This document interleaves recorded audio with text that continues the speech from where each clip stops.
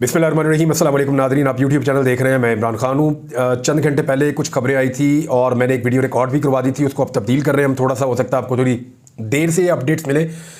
वजह ये हुई तब्दीली की कि पहले खबरें ये आई कि आज़ाद कश्मीर में सूरत हाल बेहतर हो गई है। आज़ाद कश्मीर के लोगों के सामने वहाँ की हुकूमत ने और वफाकी हुकूमत ने पाकिस्तान की सरेंडर कर दिया है, उनके मुतालबात को तस्लीम कर दिया गया है और जो दो बड़े मेन मुतालबात उनके हैं वो मान लिए गए हैं।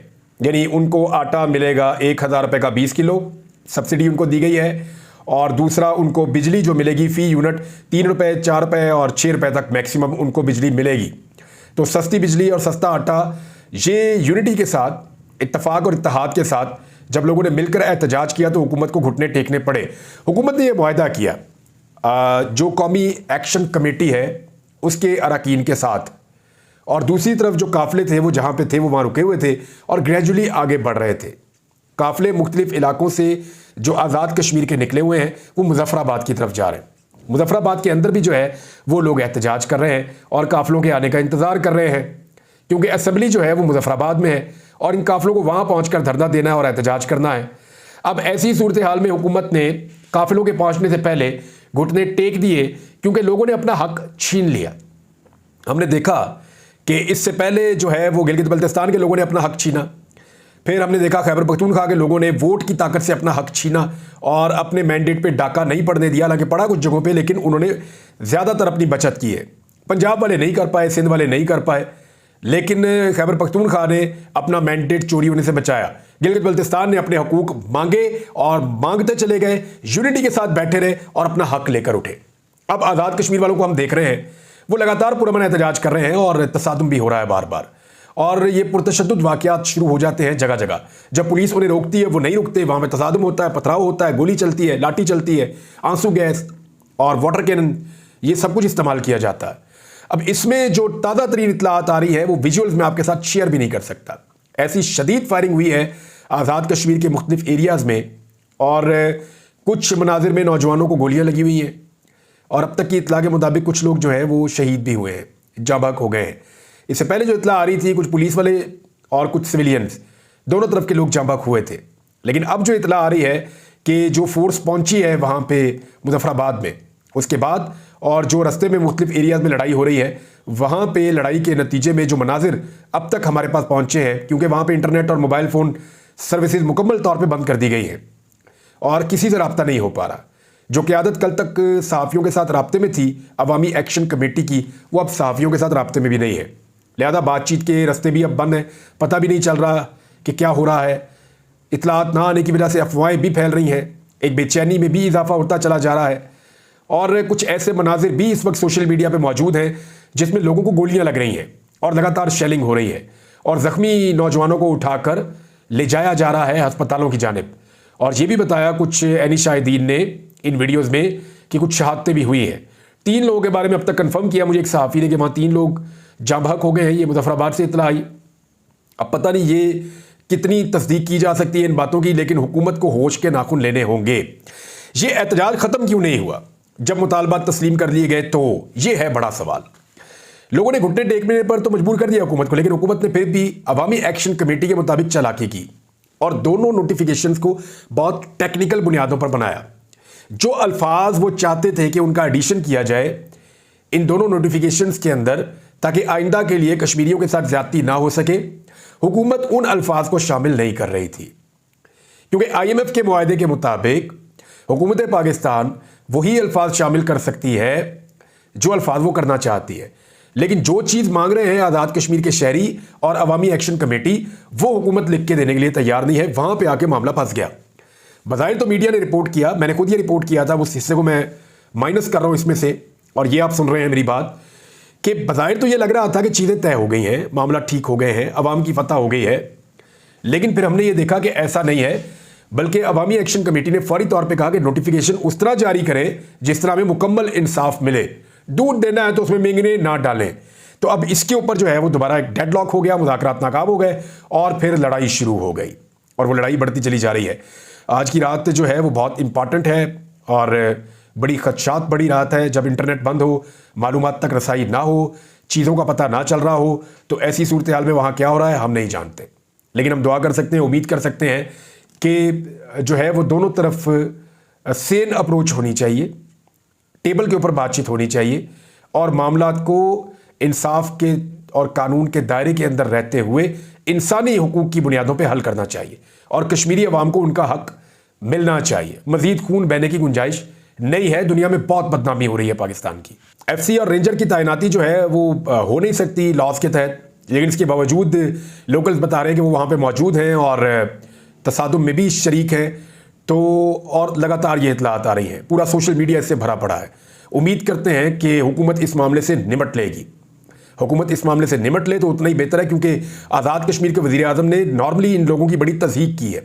वो इन्हें मम्मी डैडी समझते रहे हैं, तज़हीक अमेज़ बयानात इन लोगों के बारे में देते रहे हैं जो लोग ये मुतालबात कर रहे थे और बयानात दे रहे थे। अब जब वो सड़कों पर निकले हैं तो उनके साथ दुश्मन जैसा सलूक किया जा रहा है। ये मामला दोनों तरफ से आग को ठंडा किया जाना चाहिए और मसले का हल बैठकर निकालना चाहिए। इमरान खान साहब के कुछ बयानात हैं जी, बड़े सीधे सीधे स्टेटमेंट हैं।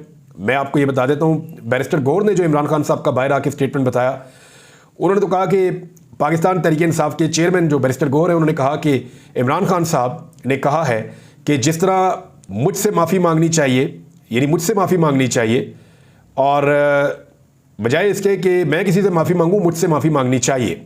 उन्होंने कहा कि इमरान खान साहब ने टैक्स कलेक्शन और IMF प्रोग्राम पर तशवीश का इजहार किया है। हम चाहते हैं कि मईशत बेहतर हो, मुल्क आगे की तरफ बढ़े, अवाम के लिए सहूलतें हों, टैक्स कलेक्शन हो, लेकिन अवाम पर बोझ पड़े, इस पर उन्होंने तशवीश का इजहार किया कि बोझ अवाम पर नहीं पड़ना चाहिए। इमरान खान साहब ने यह भी बात उन्हें कही कि जो एब्सोल्यूट पावर होती है वो बंदे को करप्ट करती है। कोशिश की जा रही है कि सारी ताकत का सरचश्मा ताकतवर लोग हों, यानी ताकत का सरचश्मा तो अल्लाह रब्बुल इज़्ज़त की ज़ात है। अवाम के पास जो है वो इक़्तिदार है, वही है एक्चुअली पाकिस्तान में हुकूमतें बनाने और गिराने वाले। लेकिन यहाँ पे चंद लोगों के पास जब ताकत आ जाती है तो फिर करप्शन भी आ जाती है, सियासी अदम इस्तेहकाम भी आ जाता है। इमरान खान साहब ने कहा कि कानून की बालादस्ती होगी तो टैक्स कलेक्शन होगी, सियासी इस्तेहकाम होगा तो मुल्क तरक्की करेगा।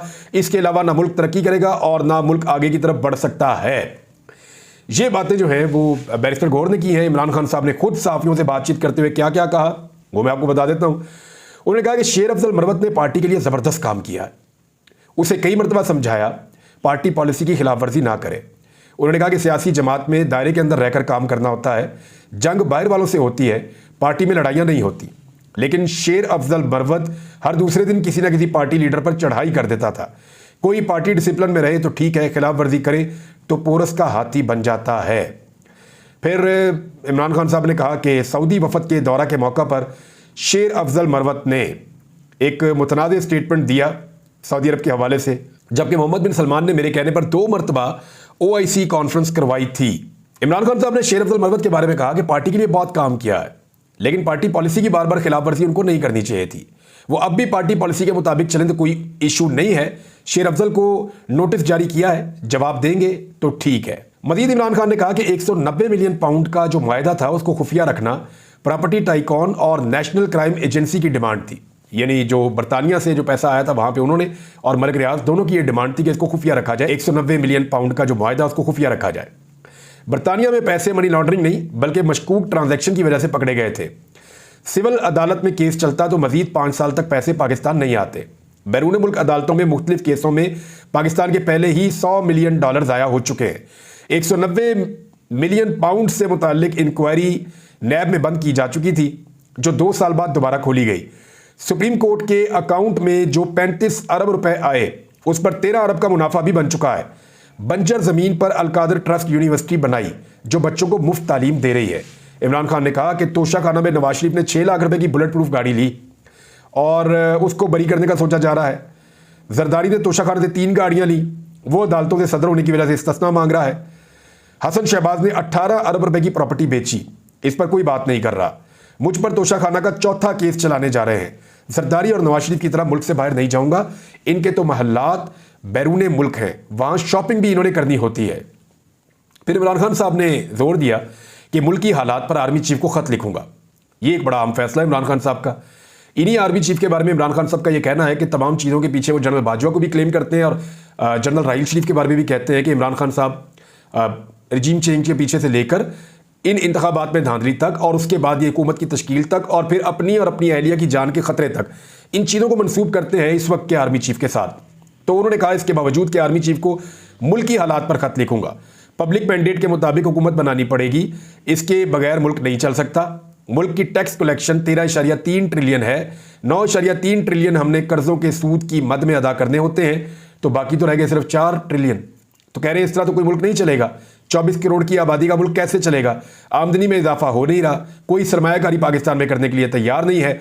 बजट से पहले बिजली और गैस की कीमतों में मजीद इजाफा होगा, तनख्वाहदार तबका सड़कों पर आ जाएगा। इमरान खान साहब ने कहा आज़ाद कश्मीर में जो कुछ हो रहा है इस पर तशवीश है। मुल्क में जमहूरियत खत्म हो चुकी है। पहले कश्मीर पर, फिर गिलगित बल्तिस्तान में हमारी हुकूमतें गिराई गई। पहले गिलगित और अब कश्मीर में लोग अपने हुकूक के लिए खड़े हो चुके हैं। पेशगोई कर रहा हूं कि जून और जुलाई में इनसे मुल्क नहीं संभाला जाएगा। बजट में टैक्सेस, गैस और बिजली के बिल्स में इजाफे पर तनख्वाहदार तबका बाहर आ जाएगा। ये इमरान खान साहब कह रहे हैं और चीजें लगभग दिखाई भी ऐसी दे रही है कि हालात इतने अच्छे नहीं है।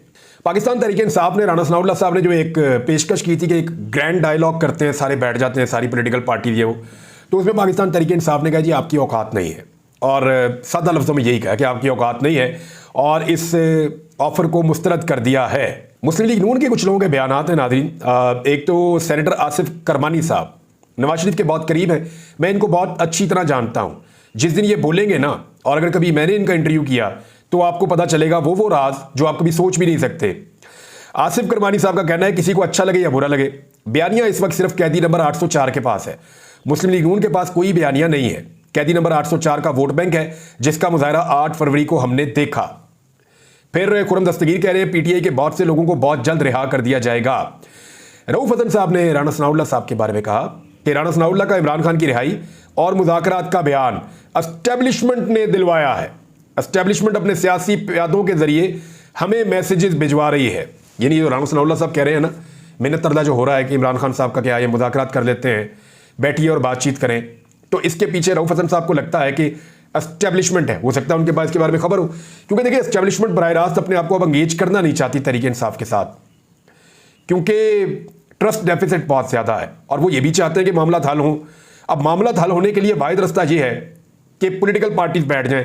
राना सनाउल्लाह जो है वो दावतें दे रहे हैं और उसको पाकिस्तान तहरीक इंसाफ मुस्तरद कर रही है, और ये भी कह रही है कि ये दावत राना सनाउल्लाह की तरफ से नहीं है, ये एस्टेब्लिशमेंट के प्यादे के तौर पे राना सनाउल्लाह ने ये दावत दी है। फिर उन्होंने कहा कि एस्टेब्लिशमेंट ने हमें एब्सोल्युटली नॉट भी कह दिया, और पीटीआई का इसके बावजूद ये मौक़िफ़ है कि पीटीआई पर पाबंदी लगाना आसान नहीं है।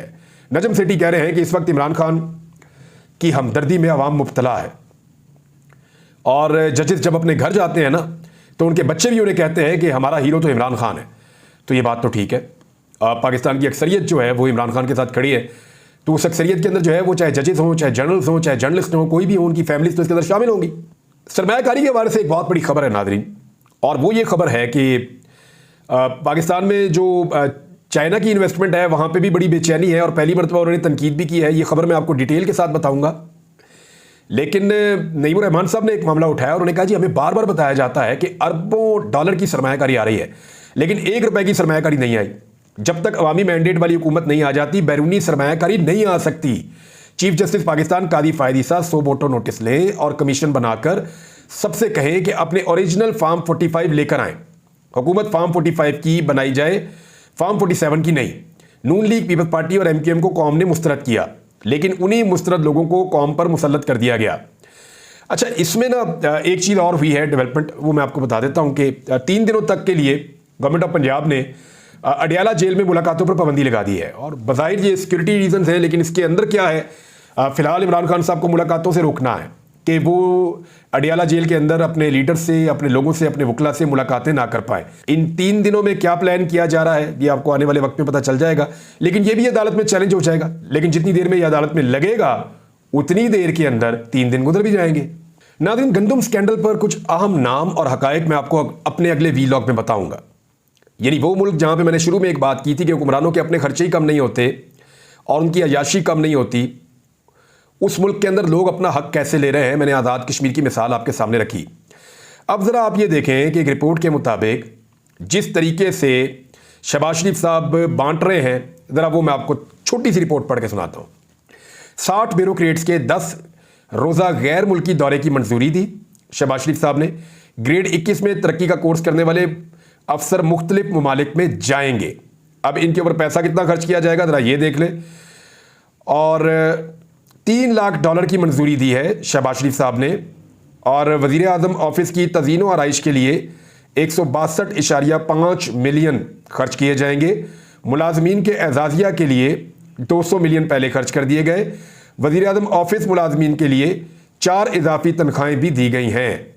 जनाब, ये हालत है उन हुक्मरानों की उस मुल्क के अंदर जिस मुल्क में लोग आटे के लिए तरस रहे हैं, बिजली और गैस की कीमतें आपके सामने हैं, जिस मुल्क में पेट्रोल लगातार महंगा हो रहा है, टैक्स कलेक्शन कम है, लेकिन इनकी अयाशियां ही खत्म नहीं हो रही। सिर्फ यहां पे मरियम नवाज की गाड़ी के टायरों के लिए ना 27.3 मिलियन की मंजूरी दी गई थी। यह है पाकिस्तान की अशराफिया और उनके अल्ले तलल्ले। नाज़रीन, एक खबर और आई थी सहाफ़ियों को हरासा करने वाले के मामले के हवाले से, और कादी फायदी साहब उस केस को सुन रहे थे। मेरे लिए एक जुमला बड़ा दिलचस्प था। उन्होंने कहा, ये चकवाल से ही क्यों, वहाँ कौन ऐसा बंदा बैठा हुआ है कि वहीं से दरखास्त गुजार आ जाता है, और ये इस तरह करके उन्होंने एक जुमला बोला। तो सब जानते हैं कि जनरल रिटायर फैज़ हमीद का ताल्लुक चकवाल से था।